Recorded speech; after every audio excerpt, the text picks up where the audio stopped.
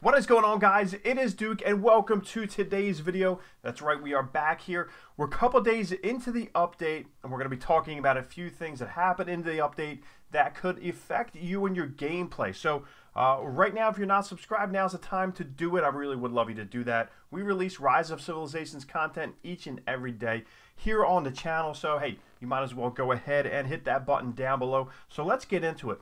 A lot of the things that I've been asked, a lot of the questions that I've been asked, pretty much in every video are, what exactly should I look at when looking at my civilization, and am I in the correct civilization? Should I change civilizations? Well, it really depends on your gameplay style. We've spoken many times here on the channel about Germany and why I chose Germany. There's a couple really big things in here.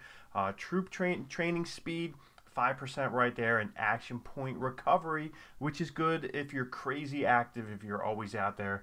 Chain, barbarian, farming, that's a big thing. But as you can see right here behind me, let me get rid of myself right here. Right there are 3 new civilizations here right now. So you really got to look at them and see if they could help you in your gameplay, in your style. So right now, I pretty much am a farmer. I'm a casual player. I love getting in. I love grinding out, whether it's a city or a base. I love the grind. That's the part that I love.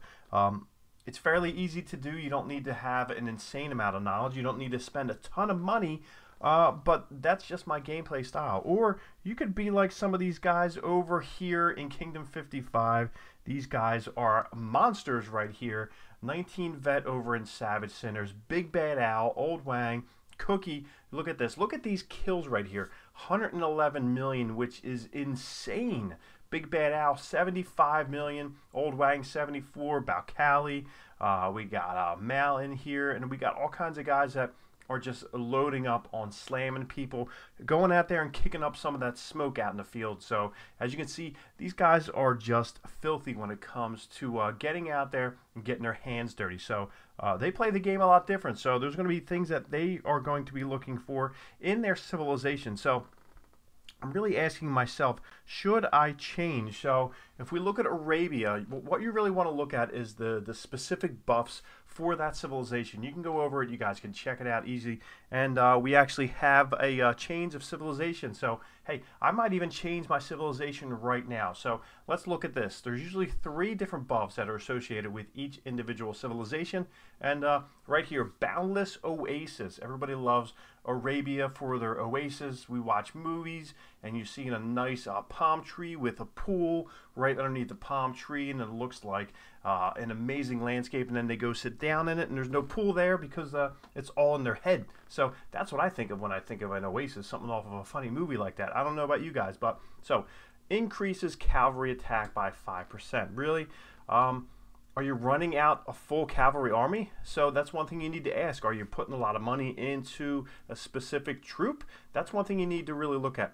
Damage dealt to barbarians and other neutral units by 10%. So that one right there, that's pretty big time for me because we're out running barbarian forts. We're out beating up on barbarians out in the wilderness. So that is a pretty big deal. 10% right there, the damage dealt on top of what your commanders are running out there, say like Lohar or Boudica, things of that nature. Those ones who were out there just doing deeds. So then we also have damage dealt by rallied armies by 5%. Are you guys rallying armies? Are you leading armies? Are you calling on them to come into your city and march out and go smash? Well, that's one thing you need to look at. So for me, right there, damage dealt to barbarians and other neutral units by 10% could be a deal breaker right there. Plus the Arabian landscape right there of their buildings and their structure is pretty cool. So I like that. So now we go over to Ottoman, Realm of the King. So Osman, he's pretty nasty. He's going to be a commander that we're going to be looking at in detail in the next couple days. I've been doing a little bit of studying, talking to my boy Spooby HD, who is well versed on him, so make sure you check out his channel, of course. And then Realm of the King increases archer health by 5%. Troops march speed by 5%. Now, that is a big one right there for someone like me as a player. Now, I'm always looking to get out to rallies fast. I'm not leading rallies, so I'm going out to rallies. Now, for some reason, in my specific alliance, it seems like a lot of the active players are more to the north.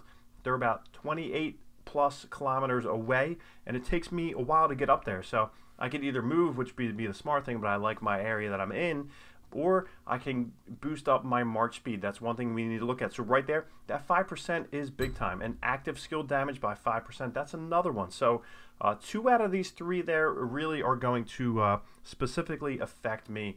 So then we talk over to the Byzantium. So it's really one I'm struggling with. I haven't really looked at Belisarius. I can say Belisarius, okay, but Byzantium, that is one thing. So Heavenly Light increases cavalry health by 5%.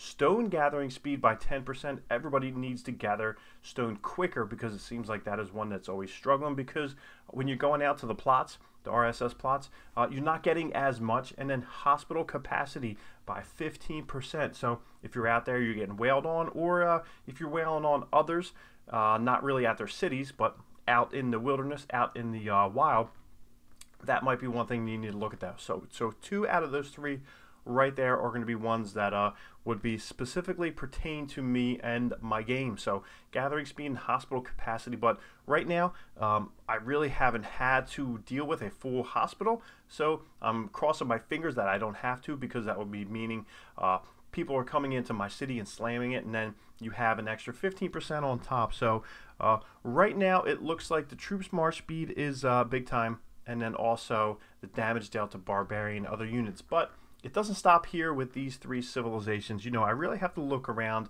and see what's going on. I've been far enough into my gameplay where I can look and see resource gathering speed right there. Japan, that's pretty hot. So increases troop attack by 3%, scouts march speed by 30%, and resource gathering speed right there. Japan is looking like a very good civilization because it's all resources gathered by 5%. So that might be one that I really need to look at. So I don't need to just go into these 3 new ones. Maybe Japan is one that I want to look at. I'd love to know your comments down below. Have you guys changed civilizations with the current update? Have you gone to one of the new ones right behind my head? Or have you gone from an old one to an old one? I'd love to hear from you guys. I love your feedback. I love it because I guess me looking at it and really turns my brain up, but also I see other viewers getting involved and commenting, piggybacking on top of other comments and what they have to say. So like I said, make sure you enlighten us with your comments. We will talk to you guys later.